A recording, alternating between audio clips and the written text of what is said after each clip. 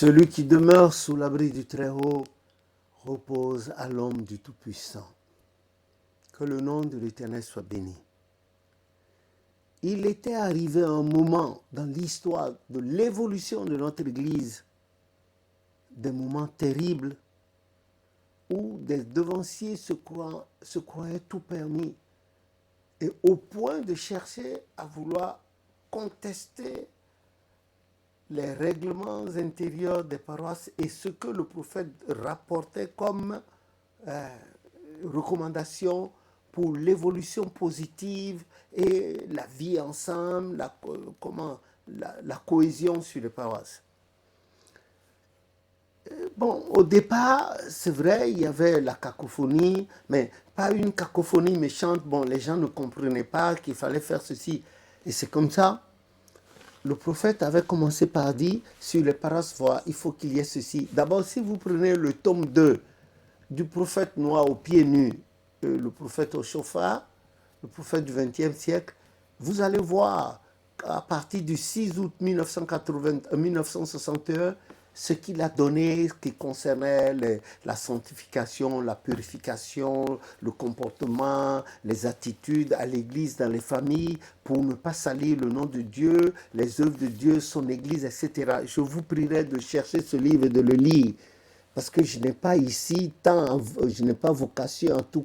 Ici, ça va durer toute la nuit. Bon, je risquerai de vous abrutir. Alors donc, il est arrivé, il a constaté, le prophète a constaté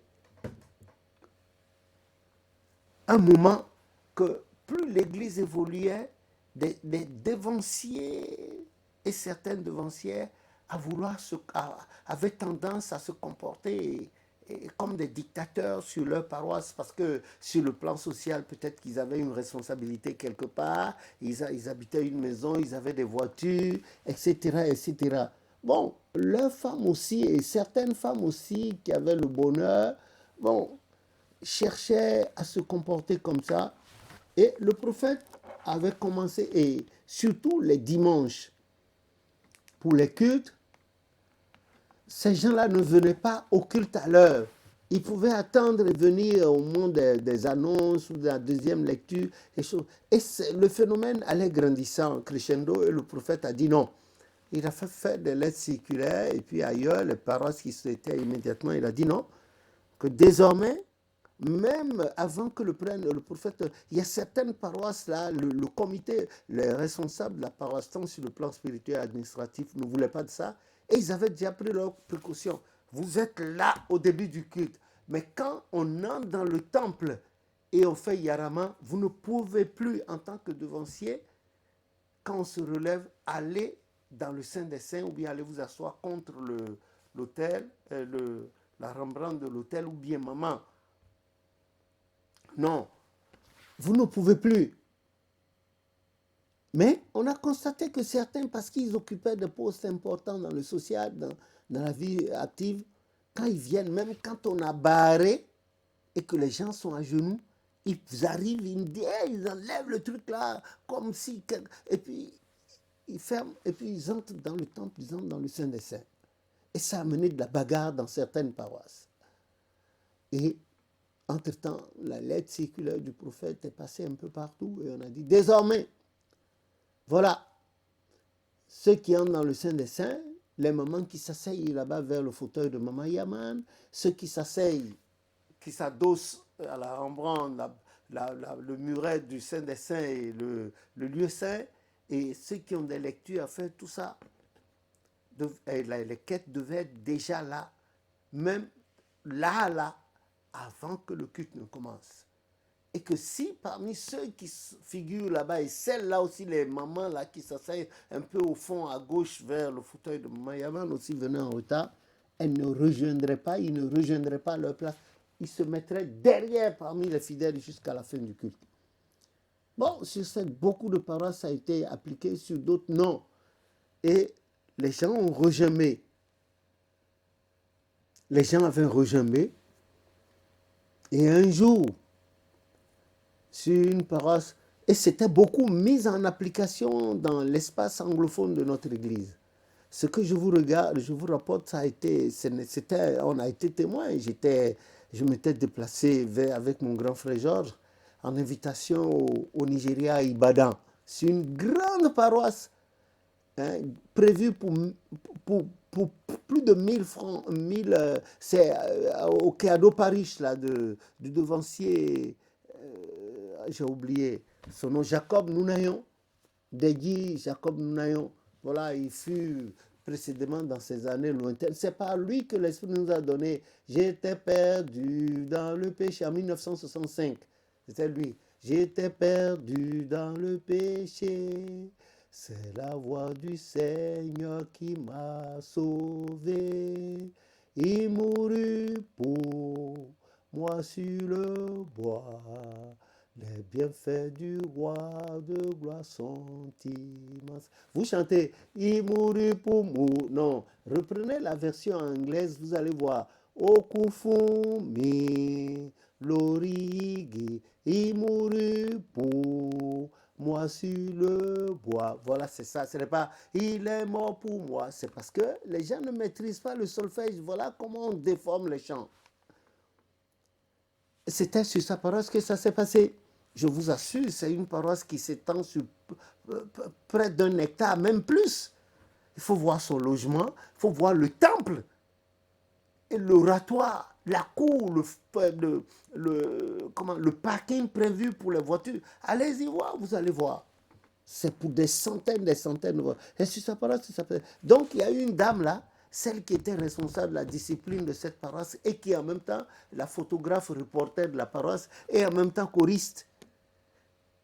Elle était dure, elle était à cheval sur ces trucs et tout le monde. Et c'est comme ça pendant le culte. Il y a une maman parmi les grandes, celle qui finance la paroisse. Elle est arrivée à la 3e chanson. Les gens étaient assis à genoux et elle a voulu entrer. La dame lui a dit non. Quand la dame lui a dit non, la surveillante là, elle a levé la main, elle a giflé la lampe. La dame l'a regardé, lui a dit merci. Elle lui a ouvert. Elle est partie. Elle n'a pas fait 5 minutes là. Elle est ressortie. Elle a pris sa voiture, on a vu qu'elle a démarré en drift. Elle est partie. Ça n'a pas fait 15 minutes. Comme on l'a vu en soutane, les gens l'ont vu, les gens sont venus dire à la paroisse là, il y a une voiture qui est partie d'ici, qui a un pont quelque part, je ne sais pas où bien, un grand virage, tout ça là.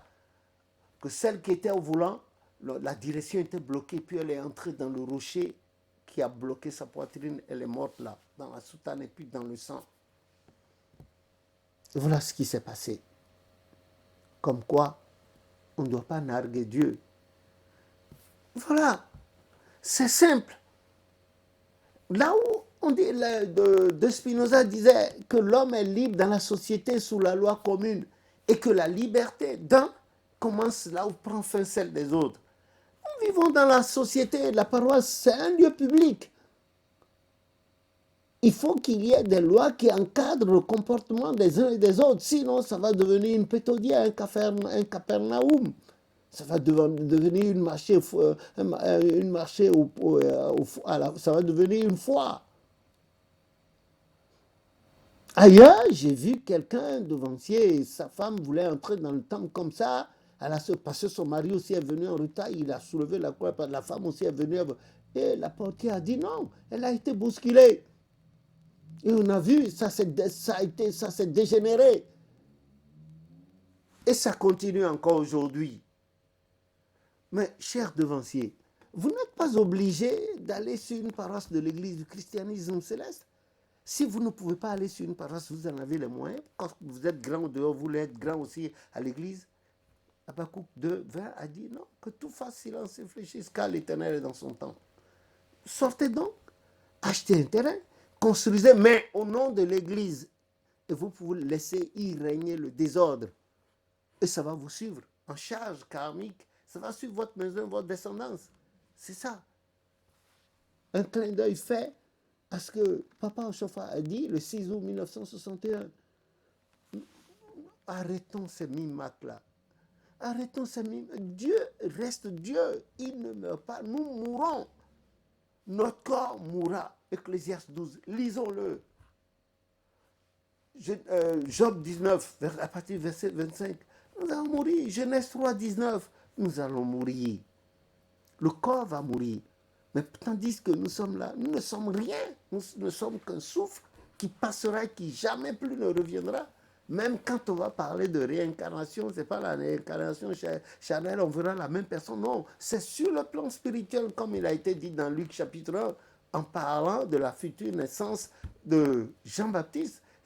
L'ange disait à son père Zacharie, c'était son tour de garde à la synagogue, lui a dit, l'enfant qui va naître là, il marchera devant Dieu avec la puissance et l'esprit d'Élie. Et plus tard, les apôtres demandent à Jésus, mais on n'a pas dit qu'Élie allait venir, Matthieu 11, 17. Il a dit, oui, si vous voulez, c'est Jean-Baptiste l'Élie, il était venu, mais personne ne l'a reconnu. Voilà. Ce n'est pas devant Dieu que nous irons nous gonfler. L'Éternel va nous casser. Hein? Nous ne sommes même pas des géants. Les géants au pied d'argile tombent. Les pharaons sont tombés.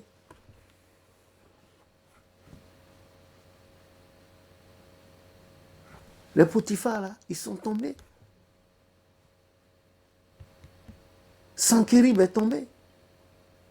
Nebuchadnezzar, ils sont tombés. Les héros de l'Isée, Jean 12 à partir du verset, Actes des Apôtres 12 à partir du verset 21, ils sont tombés.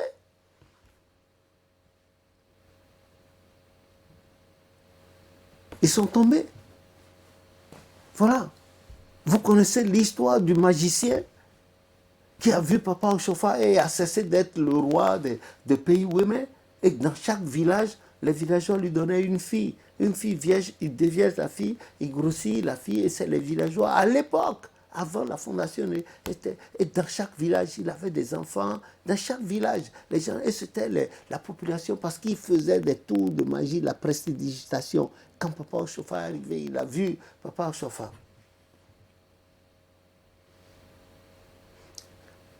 Et il a vu les miracles que Dieu faisait par la main de Papa Ochofa. Il a été ignoré. Et spontanément, l'Éternel l'a récupéré. Il a dit à Papa Ochofa, on n'a qu'à offrir une action de grâce à ton Dieu, qui est plus fort que moi. C'est là, le chant est venu. Au père dit dozangbe, mais oui, oui, les nayaya, nando beno kunyaga klunonde. Au père dit dozangbe, je crois que ça doit avoir 3 ou 4 couplets. Voilà, nous ne sommes rien devant l'Éternel. Si nous marchons, c'est son vouloir. Si nous sommes allongés, c'est son vouloir. Il nous connaît. Lisons le psaume 139. Lisons-le et lisons également Jérémie, chapitre 1, à partir du verset 4, quand l'Éternel parlait à Jérémie. Que son nom soit béni. Et quand ces choses-là me viennent, j'avoue, les gens m'appellent et me disent de beaucoup parler de leur parler de Papa Ochofa, qu'est-ce qui s'est passé, tout ça là. Bon, moi, il y a des choses que je vous rapporte et qui n'ont pas, donc pour lesquelles je n'ai pas été contemporain, c'était des choses qui étaient passées avant ma naissance, et Alagi Hilaire, le cousin direct à Papa Ochofa, son fils Inoussa, la cousine directe de Papa Ochofa, dans leur maison, leur grande maison familiale à Wantikon, Balogun, Soubeda. Et puis il y a le vieux Tessilimi, également, qui me racontait ces choses-là, comment ça se passait, parce qu'ils habitaient là, ils étaient témoins, certains étaient déjà plus âgés que Papa Ochofa, tel qu'Alagi Hilaire. Son fils Inoussa, qui nous racontait aussi, la dame Soubeda. J'ai mis leur photo là-dedans pour vous. Et puis maintenant, au niveau de Porto Novo, il y avait les papas Akinocho, les papas Odoulami Isaac, les papas Aklogan, et les papas Dossou de Kévier, papa Loco. Ils racontaient, et en l'occurrence ma tante, dont le père était un homme d'affaires au temps des Blancs, à la période qu'on l'appelait Dagan. Et il habitait au Ganla, à Porto Novo, le quartier des officiels à l'époque. Cette femme-là, la femme de mon oncle, maman Victoria Newolams, mais elle a un grand pan, parce que son mari jouait, avait soufflé dans la même fanfare que le prophète Ochofa dans leur jeunesse.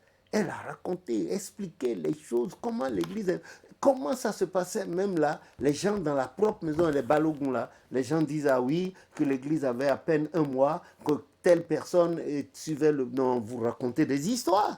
L'histoire est là têtue et des gens qui ne sont pas de notre église racontent mieux l'histoire de l'église que nous, même les blancs. On a été obligés d'aller les voir jusqu'au CNRS pour leur prendre, voilà, ils ont vu ce qu'on a écrit, ils se sont tus. Que le nom de l'Éternel soit béni. En tout cas, si nous aimons Dieu à travers l'église du christianisme céleste, apprenons à être corrects et Dieu sera correct avec nous. Comme il a dit dans le psaume 18, avec les gens qui agissent purement, il est plus avec les gens qui agissent pas. Il agit envers eux selon leur perversité. Puisse Dieu avoir pitié de nous. Au nom de Jésus, notre Sauveur. Amen.